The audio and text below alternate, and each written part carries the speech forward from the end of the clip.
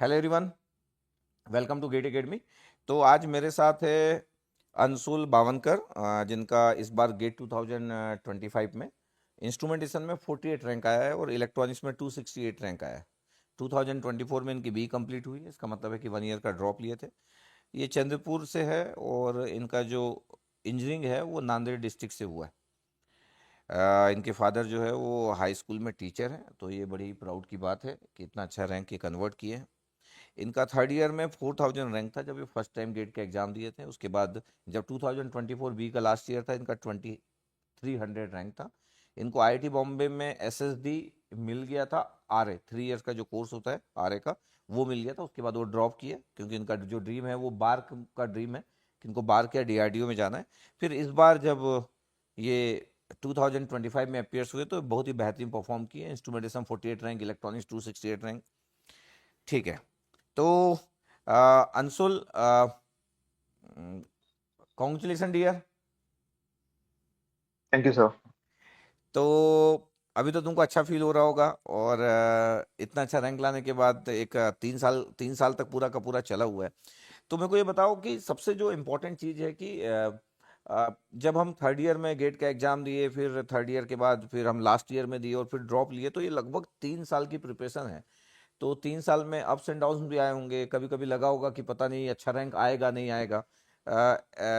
तो कुछ अपना अगर कोई स्टोरी शेयर करना चाहते हो अप्स एंड डाउन्स का, तो वो बता सकते हो। हाँ सर, वैसे तो अप्स एंड डाउन्स तो बहुत आते हैं क्योंकि फाइनल ईयर ना होता है सर। साथ में मेजर होते हैं और कॉलेज लाइफ जो होती है उसमें प्रिपरेशन थोड़ा डिफिकल्ट तो होता है।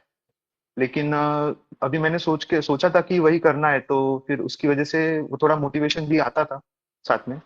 और तो थोड़ा गोल क्लियर था तो इसलिए वो कंटिन्यू हो पाया।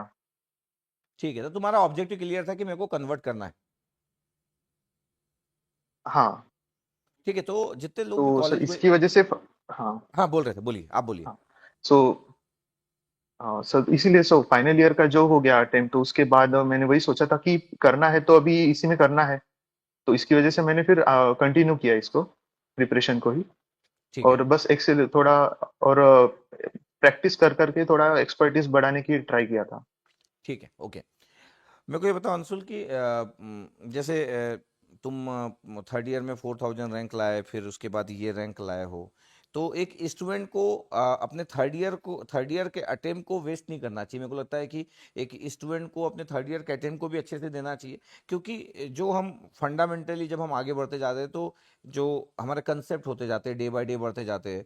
फिर उसके बाद तुम जो अपना जो जर्नी बेटर की हो, मतलब थर्ड ईयर के बाद लास्ट ईयर और लास्ट ईयर के बाद 1 साल का ड्रॉप लिए हो, उसके बाद इतना बेहतरीन रैंक में कन्वर्ट किए हो, तो एक स्टूडेंट के पॉइंट ऑफ व्यू से अगर तुमको बताना है, जो तुम्हारे जूनियर होंगे, कि एक स्टूडेंट को तुमको बताना है कि अपनी प्रिपरेशन मोड कैसे करना चाहिए, मतलब तुमको क्या लगता है कि इतना अच्छा रैंक कन्वर्ट करने के पीछे क्या रीजन रहा, मतलब तुम्हारी अपनी प्रिपरेशन स्टाइल क्या रही है। सर, सबसे पहली बात तो जो आपने बोला कि थर्ड ईयर वालों को अपना ये जो अटेम्प्ट होता है वो वेस्ट नहीं करना चाहिए। वो सर मुझे एक बात लगती है कि वो एकदम सही है, क्योंकि तब हमको समझ आता है कि हमारा जो डायरेक्शन है, हमारा जो ड्रीम है वो है कि नहीं, गेट हमारे लिए है कि नहीं, वो समझ में आ जाता है। और उसके हिसाब से हम अपने प्रिपरेशन आगे बढ़ा सकते हैं, क्योंकि फाइनल ईयर में हमारे पास बहुत से ऑप्शंस रहते हैं। और उस टाइम पे थोड़ा एनर्जी भी बहुत ज्यादा रहती है स्टूडेंट के पास, तो मल्टीपल ऑप्शंस भी एक्सप्लोर करता है उस टाइम पे। लेकिन वही जो फाइनल ईयर कॉलेज के बाद उसके पास थोड़ा उतनी एनर्जी भी नहीं रहती है और मोटिवेशन भी थोड़ा डाउन हो जाता है, तो जो फाइनल थर्ड ईयर का अटेम्प्ट है वो उसको बहुत अच्छे से देना चाहिए। और एक बार क्लियर हो जाए तो उसके बाद तुम डिसाइड कर सकते हो कि फाइनल ईयर में भी बहुत अच्छा परफॉर्म कर सकते हैं या नहीं, क्योंकि फाइनली गेट की जो एग्जाम है वो हम अभी के टाइम पे फाइनल ईयर में ही क्रैक करना बहुत मतलब पॉसिबल हो चुका है। Okay, good. मेरे को एक चीज़ बताओ, तुम्हारा मैं जब ये देख रहा था तो इसमें एक इंटरेस्टिंग जो चीज़ है कि तुम्हारा जो ड्रीम है वो बार के या डीआरडीओ में जाना है। तो जैसे तुमको पीएसयू में, तुम्हारा पीएसयू ड्रीम नहीं है, मतलब पीएसयू में तुम जॉब करना चाहोगे, नो डाउट, लेकिन तुम्हारा ड्रीम बार के या डीआरडीओ ही है। मतलब ऐसा क्यों कि तुम्हारा ड्रीम बार के या डीआरडीओ में ही काम करना है, इसके पीछे कुछ स्पेसिफिक रीजन। अ, हाँ सर, मतलब जो मैंने कॉलेज में था तो मुझे इलेक्ट्रॉनिक्स में थोड़ा मतलब इंटरेस्ट तो आया था। तो बाद में सर मुझे समझ में आया था कि हमें रिसर्च में जाना है। पहली बात तो ये क्लियर था। दूसरी बात तो ये क्लियर था कि अगर हमें कहीं ना कहीं जॉब करनी ही है तो कुछ नेशन सर्विंग वाला जो फैक्टर होता है वो भी थोड़ा था। तो अगर हम इसमें करते तो देश में एक डायरेक्ट कंट्रीब्यूट कर सकते हैं अगर हम इस फील्ड में जाते हैं तो इसकी वजह से मुझे उस साइड में जाना है।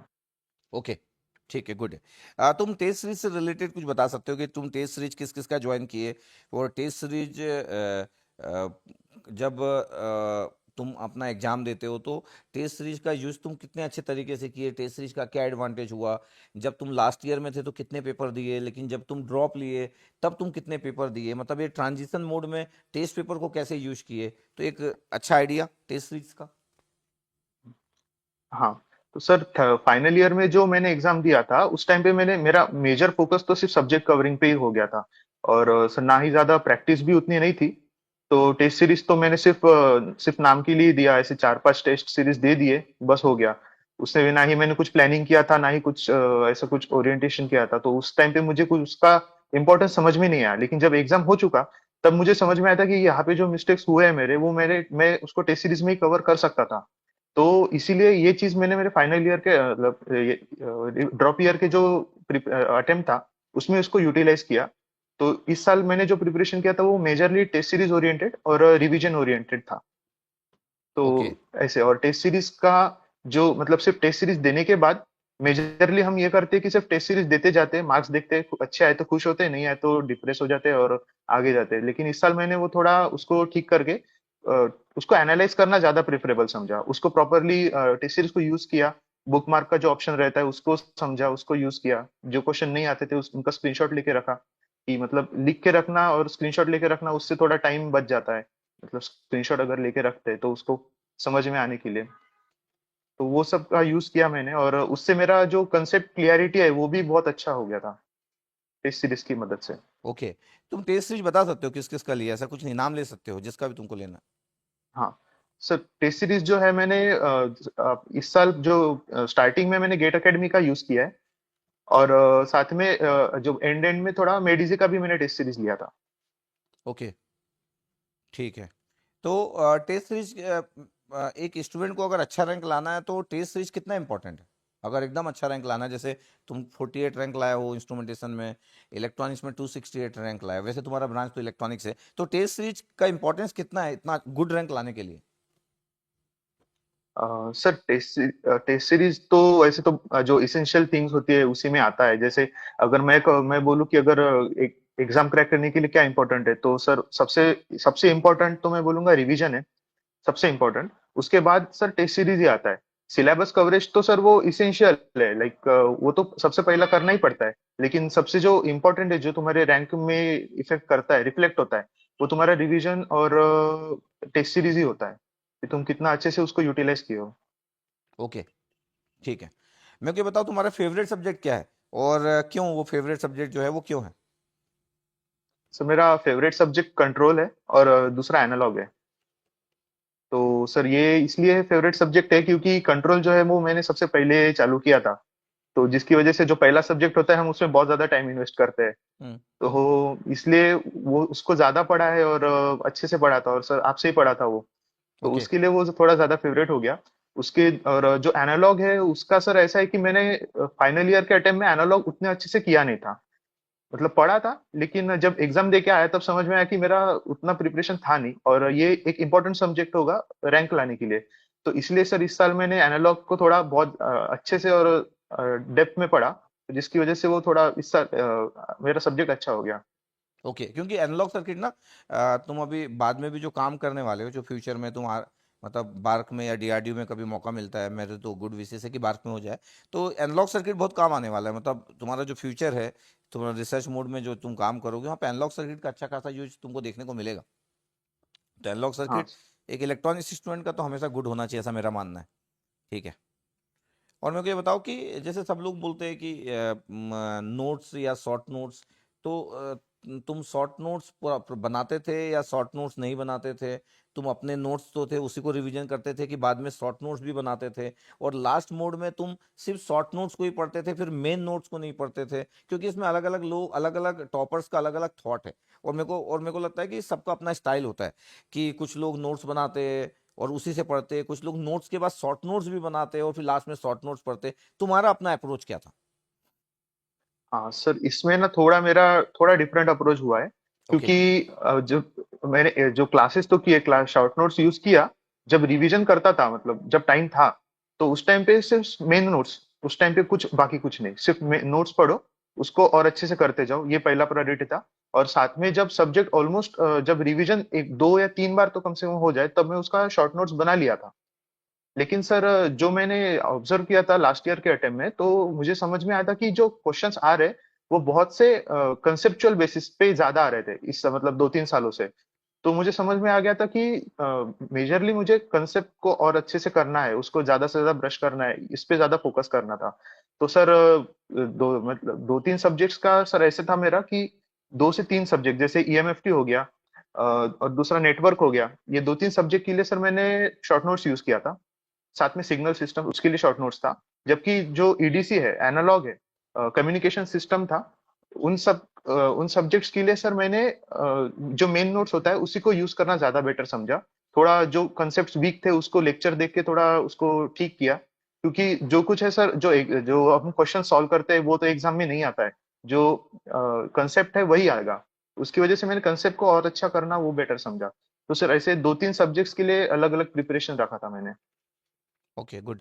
मैं बोल रहा हूँ कि ये तुम, जो तुम्हारा रैंक आया है, तो तुमको ये लगता है कि तुम्हारा बेस्ट रिजल्ट था, या तुमको लगता है कि इससे अच्छा आ सकता था? लास्ट डे उतना अच्छा नहीं हुआ, या एग्जाम के 3 घंटे इससे अच्छे भी स्पेंड हो सकते थे और तुम्हारा रैंक इससे भी अच्छा आ सकता था, या फिर फुली सेटिस्फाइड होगी, यस सर मैं एफर्ट किया था और मेरा रैंक आ गया तो I am fully satisfied? Sir वैसे इंस्ट्रूमेंट तो हूँ, लेकिन इलेक्ट्रॉनिक्स में थोड़ा सा नहीं हूँ, क्योंकि वहां पे क्या हुआ था कि जो इस साल मार्क्स टू ऑल क्वेश्चन था, तो वो सर ऐसा था कि उसने बहुत ज्यादा टाइम ले लिया था मेरा। तो उसकी वजह से ना थोड़ा सा कौन सा क्वेश्चन? मैं थोड़ा कौन सा सा क्वेश्चन? डिस्टर्ब हूँ। कौन सा क्वेश्चन? म्यूजिकल चेयर वाला, ओ, जो एप्टीट्यूड का क्वेश्चन था। एप्टीट्यूड का क्वेश्चन था।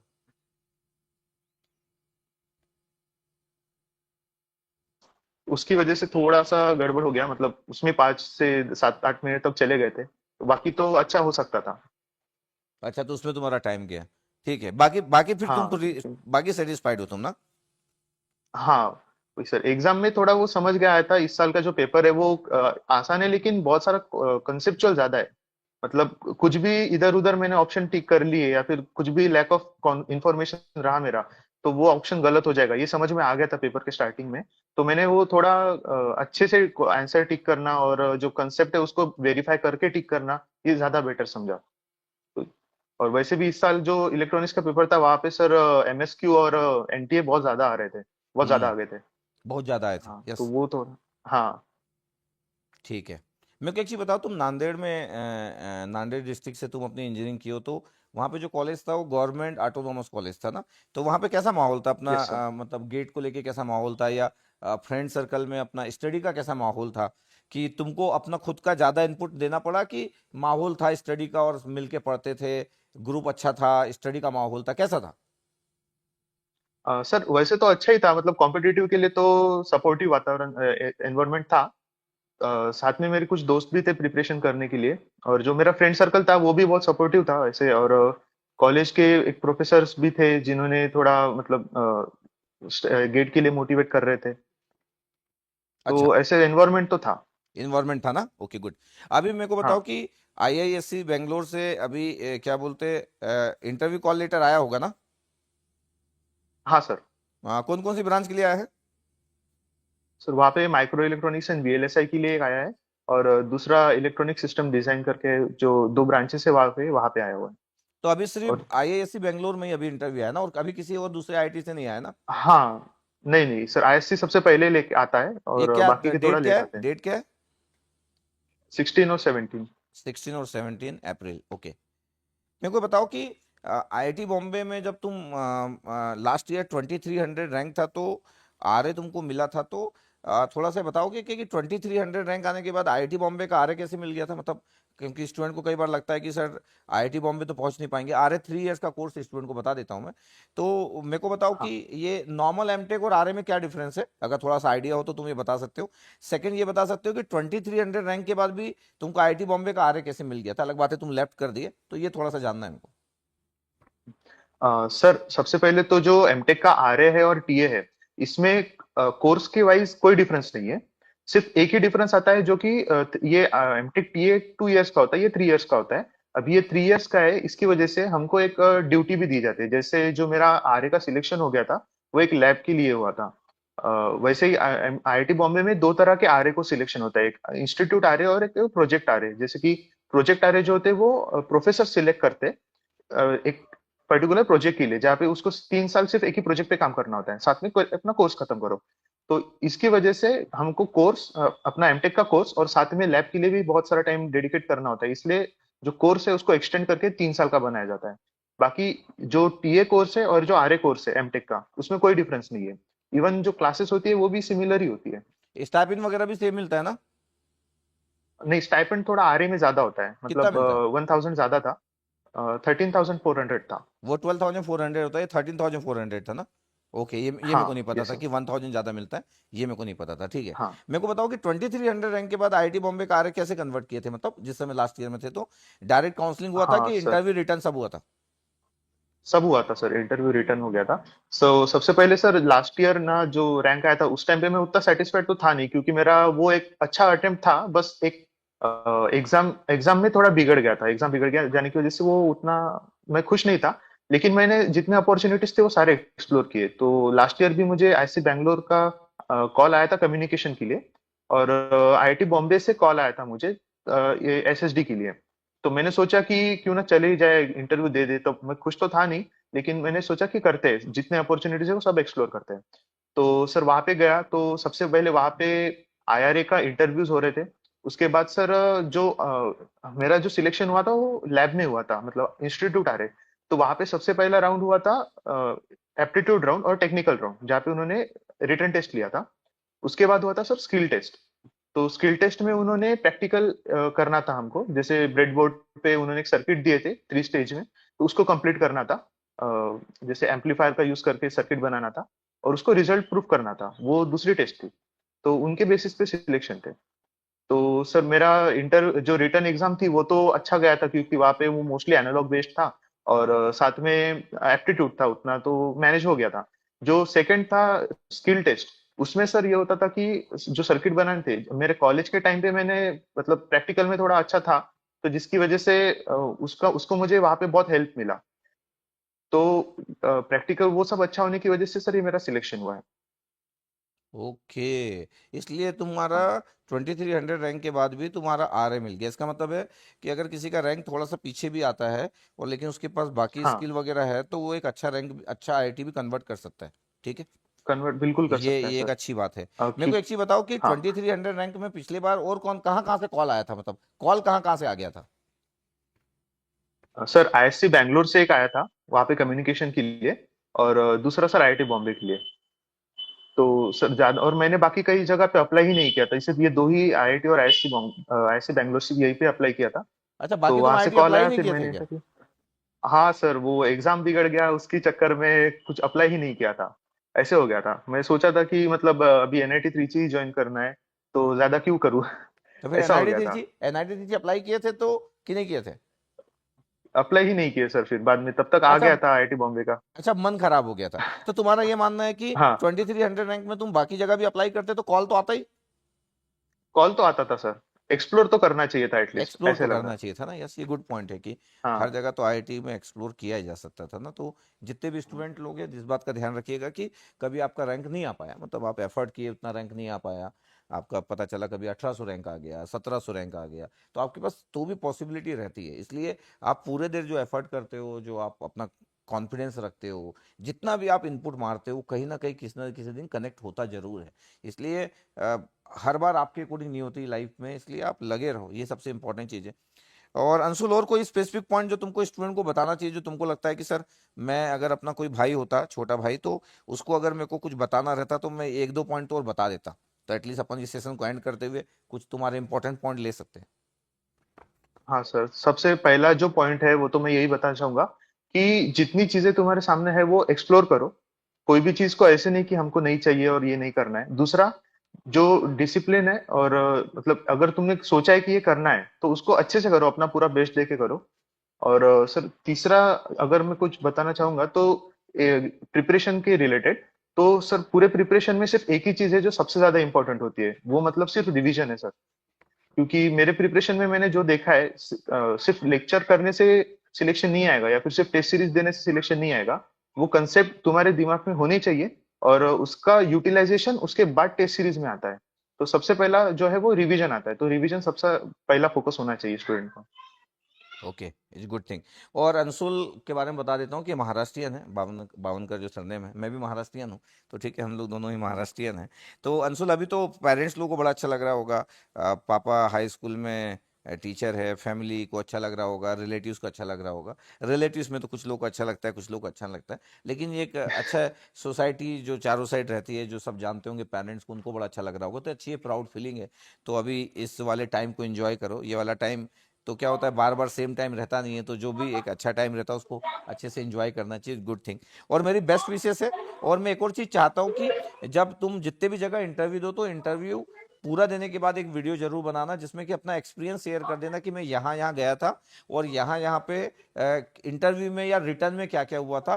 तो जब तुम्हारा पूरा काम हो जाए, तो तुम जब भी फ्री होंगे तो तुम एक वीडियो जरूर बना देना, जिससे कि स्टूडेंट को एडवांटेज मिल जाएगा। उनको ये पता चल जाएगा कि इतने रैंक में मैं को कहाँ कहाँ पे क्या क्या अप्लाई किया और क्या क्या मिल गया। तो ये जरूर कर देना,